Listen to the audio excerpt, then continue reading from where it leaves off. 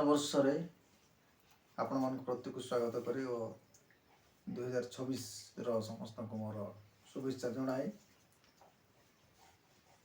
आज ये नूतन वर्षर मैंने प्रभु आम जो सुजोग दे आम जो नूतन वर्ष देखीचे यह केवल ईश्वर को दया अनुग्रह आज आम ये नूतन वर्ष को देखा पारिछे। तो नूतन वर्ष प्रभु आम को किसी वाक्य से वाक्य अनुसार जपरी आम जीवन यापन करने आम को ईश्वर अनुग्रह करी वाक्य देइछंती। से वाक्य मध्य किसी आम आलोचना करने कारण प्रभु जीशु कहले मनुष्य केवल रोटी रे बंचे ना मात्र ईश्वर को मुख निर्गत वाक्य द्वारा बंच। तेणु आज ध्यान चिंता निमंते आम देखा जिसाय पुस्तक तार 57 अध्याय तार 15 पद टिके आम आलोचना करवा। से लिखा जाए कारण जे अनंत काल निवासी जहांको नाम धर्ममय से उच्च व उन्नत पुरुष एक कथा कहती आमे ऊर्ध्व व पवित्र स्थान रे बास करू मध्य नम्र लोक मानकर आत्मा को सजीव व चूर्णमना लोक मानकर अंतकरण को सजीव करने आम चूर्ण व नम्र मना लोकर संगे ही बास करूँ। सब आज अनेक चाहती जे निज जीवन में उन्नति लाभ करने उच्चरे रहा किंतु अनेक विफल होती कहीं ईश्वर को वाक्य कहे आमानकर परमेश्वर उच्चरे वास करती से उन्नत पुरुष। तेणु आमानक प्रभु महान परमेश्वर आश्चर्य परमेश्वर सर्वशक्तिमान परमेश्वर समस्त विषयर नियंत्रणकारी परमेश्वर समस्त विषयर अधिकार थिबार परमेश्वर। तेणु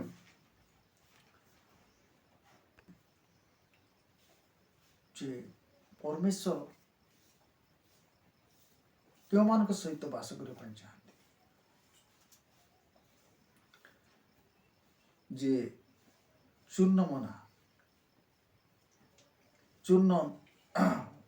मना और अंतकरण जार चूर्ण मग्न अंतकरण सेपरी व्यक्ति मान सहित से बास करने चाहते।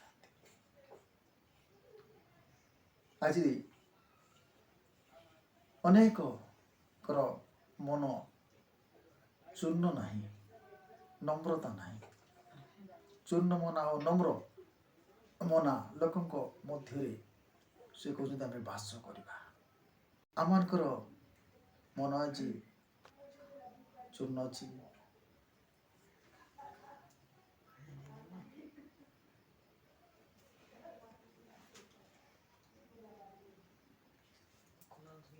पुणी लिखा जाए नम्र लोक मानकर आत्मा को सजीव और चूर्णमना लोक मानकर अंतकरण को सजीव करने आम चूर्ण और नम्र मना लोक संग बास कर नम्र लोक मानकर आत्मा को सजीव करने पुणी चूर्ण मना लोक मानकर अंतकरण को सजीव करने तो परमेश्वर एपरी व्यक्ति मान सहित बास करने चाहती। यदि आम चाहूँ परमेश्वर आम सहित बास करते आमको चूर्ण मना पड़ो नम्र मना हाँ पड़ो। ताहले परमेश्वर आम सहित बास करेंगे। जदि आम बाइबल देखा मशा विषय मशा पृथ्वीर सबुठारु नम्र व्यक्ति थिले। गणना तार 12 अध्याय 3 पदरे आम देखुचु। आ नम्र मना नम्र व्यक्ति माने से कौन था से गोटे बाध्यतार स्वभाव था। परमेश्वर ठारे परमेश्वर से बाध्य हेले। आउ नम्र व्यक्ति परमेश्वर उपस्थिति कामना करे। जिते परमेश्वर मशा को कहले आम्भे तुम सहित जीवा ना आमर दूत को पठाइबा सेते मशा कहले प्रभु तुम जदि आम सहित आसब ना ताहले आमको ए स्थान घुंचा दिग ना। जिते इस्राएल लोक माने पाप कले सेते से मध्यस्थी कले। सो नम्र मान जिते जड़े नम्र हुए दानिएल जिते निजक नम्र करी नम्र कले सेते प्रार्थना मध्य शुणागला।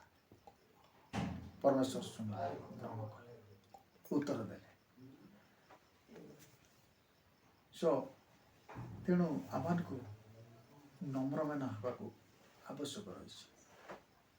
जो माने नम्र हेले सेमान सहित परमेश्वर बास कले और सेमान को उन्नत कले। तेणु आज जदि आम उन्नति चाहूँ आम शिक्षा क्षेत्र में स्वास्थ्य क्षेत्र में सेवा क्षेत्र में पारिवारिक जीवन रे व्यक्तिगत जीवन रे ताहले आसु निजक नम्र करवा परमेश्वर को निकटवर्ती हेबा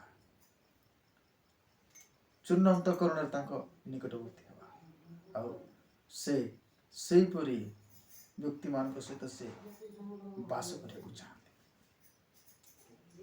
से जदि बास करेंगे से उन्नत पुरुष से जदि आम सहित बास करते ताहले से निश्चय उन्नति देवे।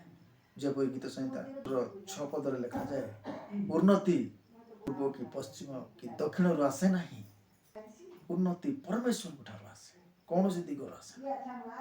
तेणु आसु आमाने निजक नम्र करवा निजक चूर्ण करवा परमेश्वर को आमान को हृदय रे जीवन रे रहिबार सुযোগ देवा से आमान को उन्नति मार्ग रे कोणाई नेबे।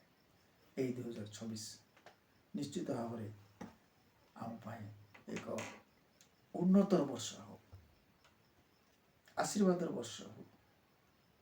हालेलुया। तो प्रभु आमान को ये अल्प वाक्य आशीर्वाद करंतु। आसंता माने प्रभु ठारे निज समर्पण करवा पदे प्रार्थना करवा।